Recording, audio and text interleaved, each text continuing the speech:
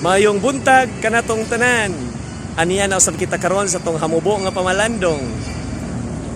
Exercise your faith. Jogging na, pamalandong pa. Og niining adlaw, Biyernes, adlaw sa atong pagpuasa, aniya kita mga kaigsuunan, muhatag nining hamubo nga pamalandong.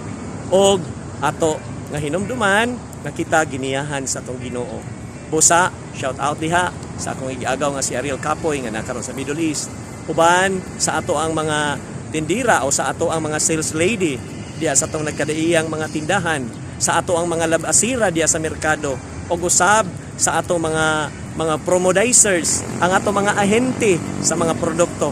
Mayon ta nga kamapagagihan sa Ginoo diya sa inyong pag-drive og safety ang inyong kinabuhi sa tanang higayon. Nan anhita karon sa ato ang hamubo nga pamalandong. Diin mga kaigsuonan, gikuha kini sa Ebanghelyo ni San Mateo.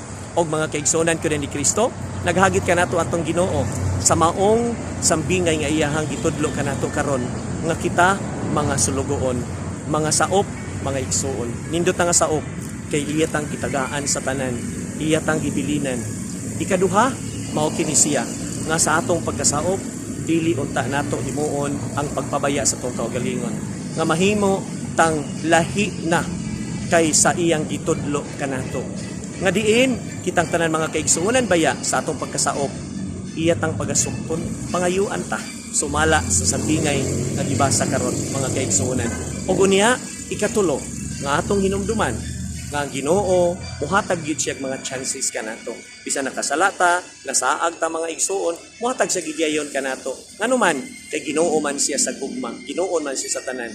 Ug unsa gikinahanglan sa Ginoo nga ikaw magbago sa imong kaugalingon, mudawat ka na kaniya katong iyang gipadala imo natong dawaton og balik. Og mga kaigsuonan ko ni Kristo atong hinumduman ang Ginoo nagtawag kanato to return and to repent. Pagbalik kaniya o pagbago sa atong kinabuhi. Nganuman ang makabuntog sa dautan, maura di ay ang kanunay paghimo og maayo. Atong pangayon sa Ginoo nga diha sa atong kinabuhi sa tang higayon, iyatang pagagiyahan. Usa, mayong buntag kanatong tanan. Magpadayon ta, jogging na, pamalandong pa. Bye-bye.